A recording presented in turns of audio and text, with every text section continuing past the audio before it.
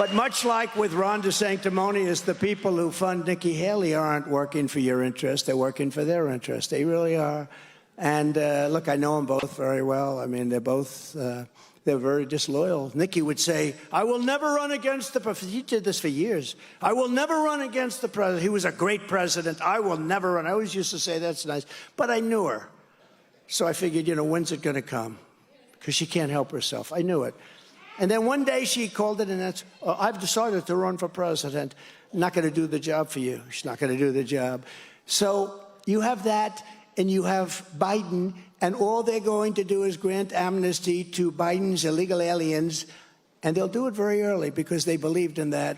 And they also believed in hurting your Social Security. They believed in hurting your Medicare, and I didn't. Ron DeSanctimonious wanted to lift the age from a much different number, much different, up to above 70, and he voted on it 3 times.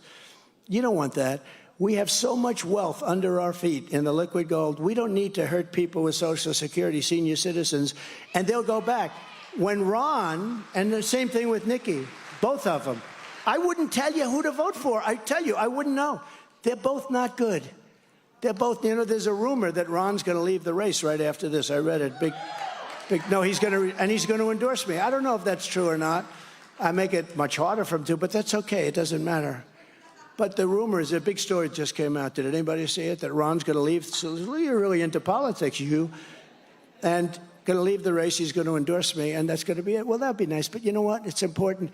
We got to get the biggest vote, because I'm thinking more about November. We have to send a signal to these crooked people out there, to a corrupt Washington. By the way, we're going to also federalize Washington. We're going to take over our capital, which is so dirty, so horrible, and so unsafe. 3 people killed over the last couple of days, shot, tourists. The parks are disgusting, the most beautiful parks in the world. The buildings have graffiti, the white marble columns are beautiful.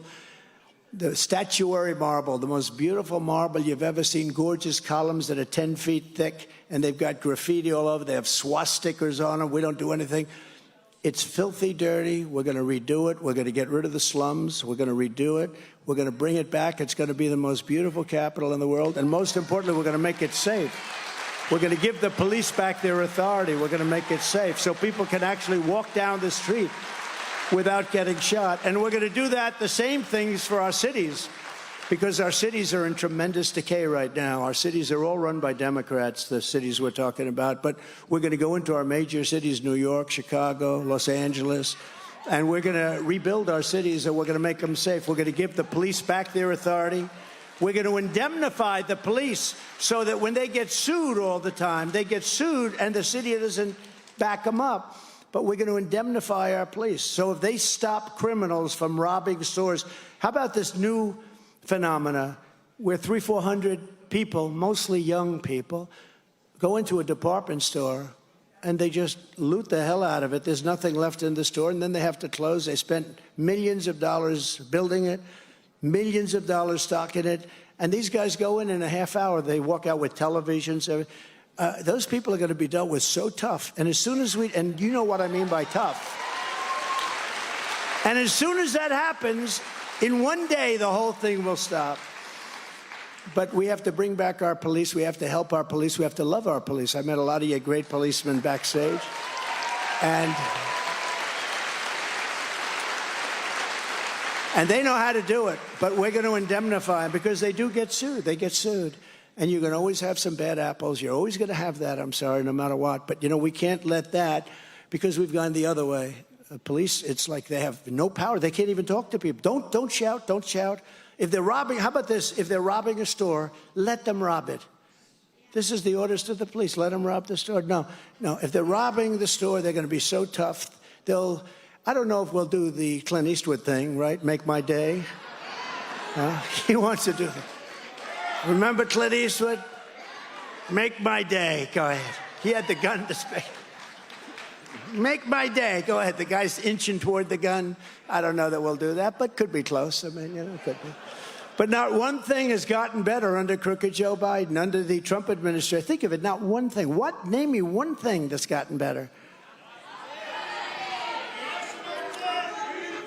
Well, inflation's gotten bigger. That's about the only thing you can say, right? What a disaster. You know, we're up almost 30% over 3 years. And, you know, you're not going to bring that down.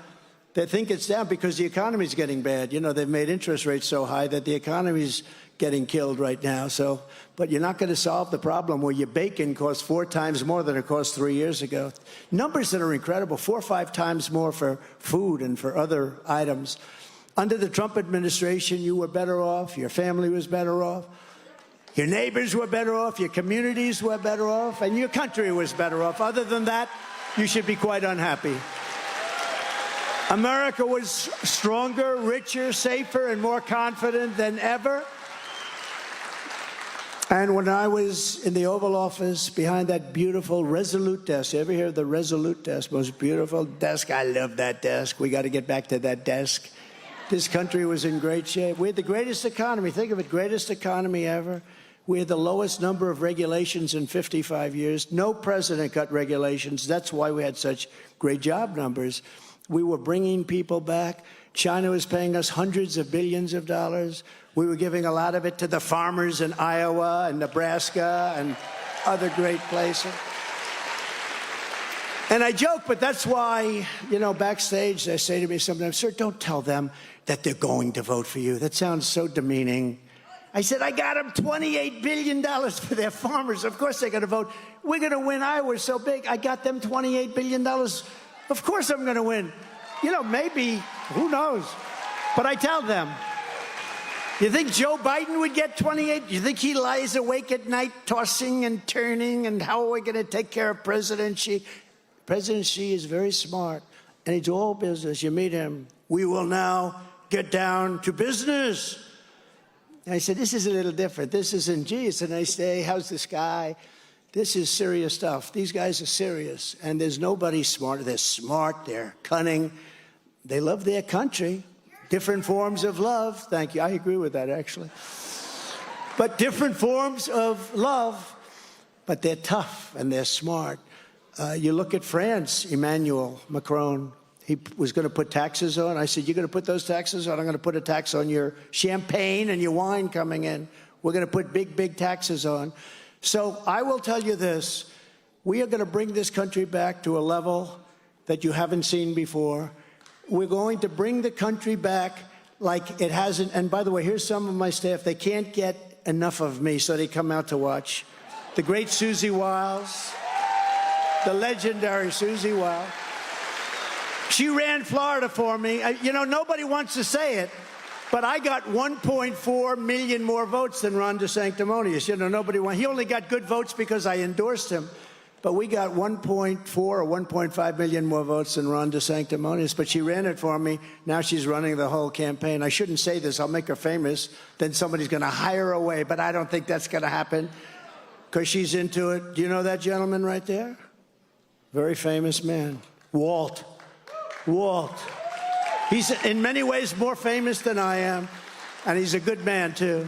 But it's no wonder the same corrupt forces that have been fighting us every step of the way. They fight us and fight us and fight us. They don't want us going back because we found out things that are just too bad. So, look, we are going to get elected. You're going to get out there and caucus. I'm going to be with you for caucus. I'm coming back in 2 days, 3 days. We're going to make, this was a rather hectic day. We made lots of stops and lots of speeches and big ones. The level, I will tell you this, the level of enthusiasm, I've never seen anything like it. But we're going to come back. And remember, if you want to save America from Crooked Joe, then get every patriot you know, get 10. You know, we say 10 for 10, but get 10 and make sure they're registered Republicans. You have to register as Republicans, get them out to vote. And it's Monday, January 15th, 7 p.m. I'm going to be there. We're all going to be there together. And we're going to be first. You're first in the nation because of me, but we're going to be America first again. It's America first. There's nobody that we put ahead of our country. There's nobody that we're going to put ahead of our country. The whole world is watching, so learn how to caucus. I'm going to learn with you because I have no idea how to caucus. But we're all smart. We're going to learn very quickly. I leave you with this. Look, we have a special thing happening. We have numbers like nobody's ever seen before. Forget that. Get out and vote. We're going to set a tune, and we're going to set an authority like nobody's ever seen before. And we love you. I recognize so many of you. We've won twice. We've won twice. And, you know, we've won twice. And you take a look, and from Fort Dodge to Cedar Rapids, from Des Moines to Davenport, from Waterloo to Sioux City to right here in Clinton. Oh, I'm so glad I didn't cancel you out. That would have been the end. That would have been the end.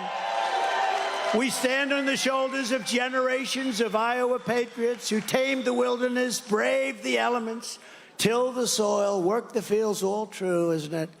Built the factories and poured out their blood, sweat, and tears to make this country into the greatest nation in the history of the world. But now we are a nation in decline. We are a nation in decline, sad to say. We are a failing nation. We are a nation that has lost its confidence, its willpower, and strength. Think of the words, lost its confidence. We do. We have no confidence as a nation. We're being laughed at all over the world. But we are not going to allow this horror to continue. 3 years ago, we were a great nation, and we will soon be a great nation again. We're going to be a great nation again.